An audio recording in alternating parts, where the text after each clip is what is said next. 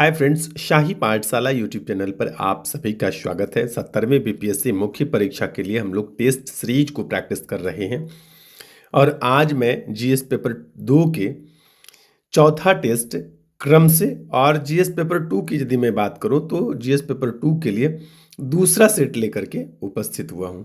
Answer writing में मैं आज बताने वाला हूं कि शॉर्ट नोट्स लिखेंगे तो कितने शब्दों का होगा और यदि आप लॉन्ग टाइप क्वेश्चन लिखते हैं तब कितने शब्दों में लिखने हैं।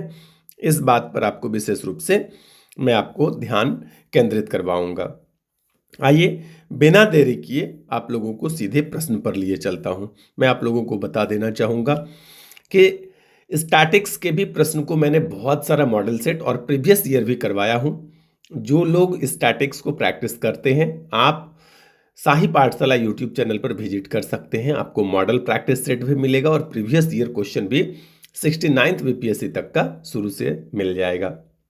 इसके अलावा गेस्ट क्वेश्चंस भी मैं दे रहा हूं, मुख्य परीक्षा के लिए टेस्ट सीरीज करवा रहा हूं और भी जो कुछ भी आपको लगता है कि ये नहीं हो रहा है तो उसके लिए मुझे कमेंट करें। मैं कोशिश करूंगा कि आपके सुझाव का भी सम्मान करूं, उसको इम्प्लीमेंट करूं। आइए आज के सीधे सीधे प्रश्न पर चलता हूं। आप लोगों में से जिस किसी ने भी अभी तक भी शाही पाठशाला यूट्यूब चैनल को सब्सक्राइब नहीं किया है, सब्सक्राइब कर लें। वीडियो को लाइक करने में आप उंगली को कष्ट दे दिया कीजिए। तो और कुछ भी जैसे भी आपको लगे कि आपका सुझाव हो, शिकायत हो, कुछ भी आपको जैसा भी आपके अंदर से फीलिंग आती है कमेंट कर दिया करें। मैं आपके कमेंट का इंतजार करता हूं। आइए प्रश्न पर लिए चलता हूं। आज मैंने शॉर्ट नोट्स नहीं दिया है आप लोगों को, 4 लॉन्ग टाइप के प्रश्न दिया हूं और जैसा कि मैंने कवर पर थंबनेल पर लिखा है कि शॉर्ट नोट्स लिखें तो कितने शब्दों में लिखें और लॉन्ग टाइप के प्रश्न लिखें तो कितने शब्दों में लिखें।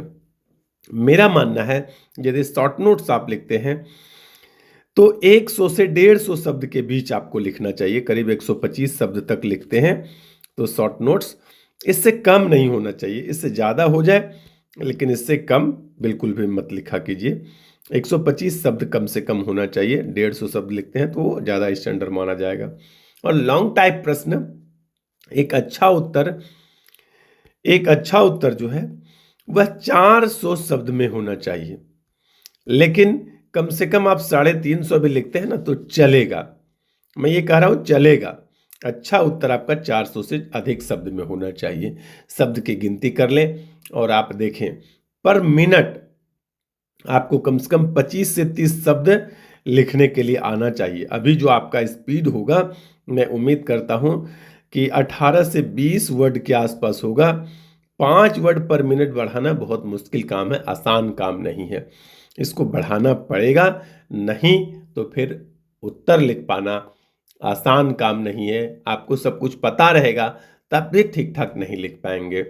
मैं अगले वीडियो में आप लोगों को बताऊंगा कि आंसर राइटिंग पर किन किन बातों का कहने का मतलब है कि आंसर राइटिंग करते समय किन किन बातों पर, किन किन मुख्य बातों पर आपको ध्यान देने की आवश्यकता है।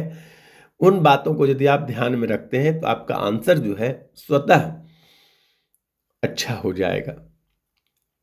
आइए अब मैं आज का प्रश्न एक बार पढ़ देता हूं। इसका आंसर लिखकर आप हमें टेलीग्राम पर पोस्ट करेंगे। मैं आपका प्रश्न पढ़कर और उसमें उपयुक्त नंबर देने का प्रयास करता हूं। जो कुछ कमियां रहता है उसे मैं लिख देता हूं, तो आप लोग आंसर लिखकर पोस्ट करना बिल्कुल नहीं भूलेंगे। सभी प्रश्न बहुत बहुत इंपॉर्टेंट है।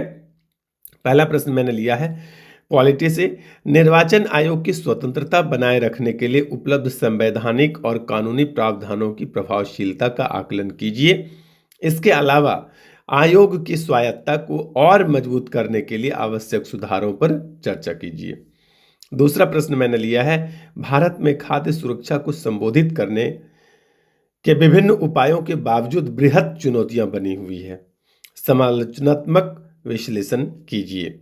तीसरा प्रश्न है, समय के साथ होने वाले भारत के अंतरिक्ष कार्यक्रम के विकास को बताते हुए भारत के अंतरिक्ष कार्यक्रम की मुख्य उपलब्धियों पर चर्चा करें।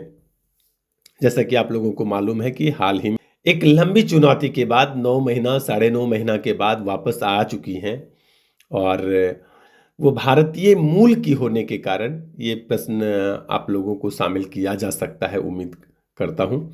इसलिए मैंने आज के प्रश्न में इसको शामिल किया है।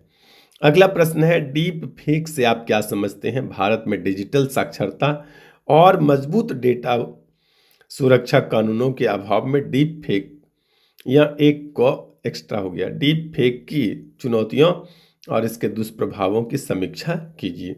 ये 4 प्रश्न मैंने आपको दिए हैं। चारों प्रश्न का उत्तर लिखकर आप मेरे टेलीग्राम पर पोस्ट करिए। मैं आपके आंसर राइटिंग को पढ़कर उपयुक्त मापदंड के अनुसार उसमें नंबर देने का प्रयास करता हूँ, आपकी कमियों को रेखांकित करता हूँ, उसे लिख देने का प्रयास करता हूँ और आपकी अच्छाइयों के लिए मैं गुड लिखता हूँ और इसके लिए मैं एक रिव्यू भी देता हूँ। तो प्रयास करूँगा कि जो अच्छाइयाँ हैं उस पर भी रिव्यू दूँ और जो कमियाँ हैं उस पर भी रिव्यू दूँ। इसी प्रकार से और भी वीडियो के लिए बने रहिए शाही पाठशाला के साथ। आज के लिए इतना ही, धन्यवाद।